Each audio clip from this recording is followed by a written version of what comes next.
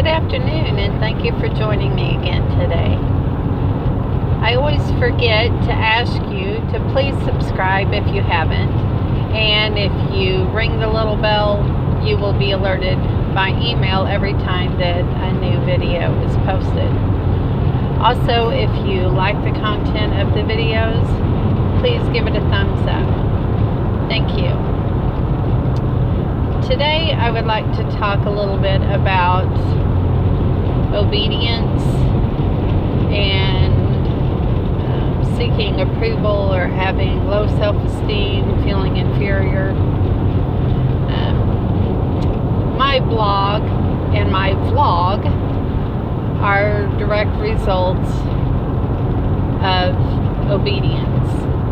I felt for quite a while that I should create a blog, and the more time passed, the more intent or the stronger I felt about it, and I couldn't get it off my mind. It was just something that I knew I needed to do, and I knew that I needed to talk about my Christian walk and to just share my testimony and to be a living example. Now, when I created these, I had a long talk with God, or maybe God had a long talk with me about this not being something that I should be seeking approval in. Seeking approval is something that I have struggled with my entire life. I think part of that is because we moved a lot, and I was always trying to prove to a new group of people that I was someone worth being friends with. But because I have always had this struggle with self-worth and wanting approval, I knew to be obedient to God and to do the work that He wants me to do, that I had to do it in a way that I was focused on doing what He wanted me to do and not worried about what people thought about it.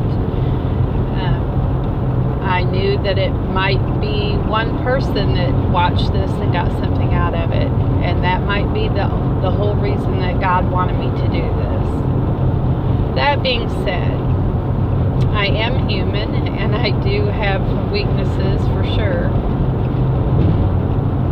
And just the last week or so, I've had a really hard time and been discouraged because of about 5 people in my life who apparently I feel very strongly about what they think, and I want their approval. And these are people that I have known for many years, and people who I have shared my Christian walk with over time. And whenever I was out of church and stuff, these are people that talked to me and told me they were praying for me, and I didn't really realize how much I wanted their approval, but the last week or so, it's just become very apparent to me that I'm disappointed and hurt that they haven't commented, or they haven't said, hey, I think it's great what you're doing. I'm behind you all the way. I'm praying for you. It's great to see you make this change in your life. But all of that being said, my feelings have been hurt. I've been discouraged. But one time I watched a video by Beth Moore, and she said that whenever Satan finds a point where he can get you to fall or take your focus off of God, that he will go back to that same thing over and over and over again as long as you let it work.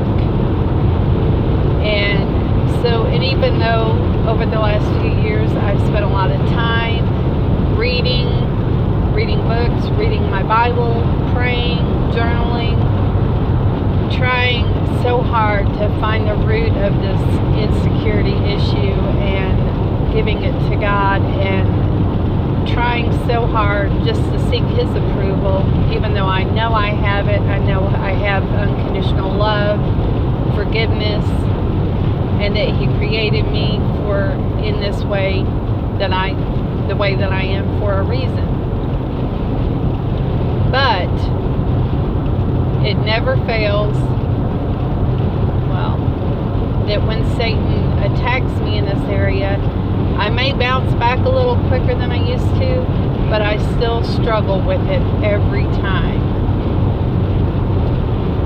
Now, that being said, do I believe that Satan would have attacked me with something else, or would have found another way to make me feel insecure if everybody that I know had come out and said, "Hey, we love it, you're doing a great job"?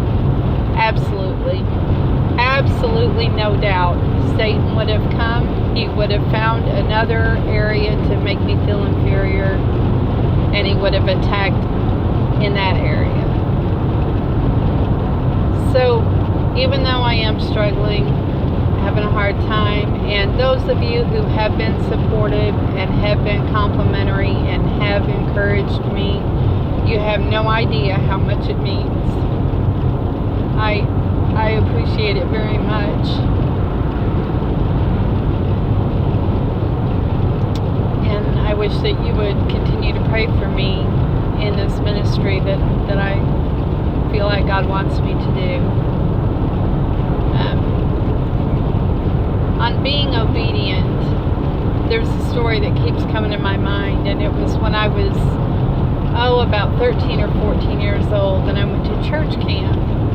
And at church camp, there was a minister that was doing our evening services, and he was a missionary, and he was sharing all about life on the mission field and the steps that they took to go to the mission field, and how Christ had blessed them and directed them in their mission there.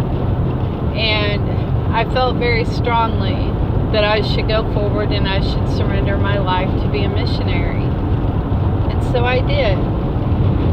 But when I came back home, it was probably in a week or so after I came back home, I really became frightened about what that might mean and where God might direct me to go, and would I be going to a foreign country, and would I not be able to see my family, and just all the things that you think about, like when you see the slides at church of the completely different life that they live. So I was talking to my mom about it, and I said, "Mom, I'm just so scared. I don't know what might happen. I don't know if I'm going to have to go to Africa, or, where God is going to put me." And my mom said something that has stuck with me the rest of my life. And she said, God might not ask you to go to Africa. God might not ask you to go to a foreign country at all. God might have done this just so He would know that you were willing to go. And that has just really stuck with me about the willingness to serve, and about just having a heart that is yielding to what God wants you to do. So that's about all I've got today. I hope that you had a good Thanksgiving and enjoyed spending it with whoever you were able to spend it with, or if you did spend it alone, I hope that you found some things to make the day meaningful for you. I hope that you're having a good week, and I'll talk to you again soon. And please do subscribe, give me a thumbs up, and most of all, keep me in your prayers. Thank you. See you next week. Bye.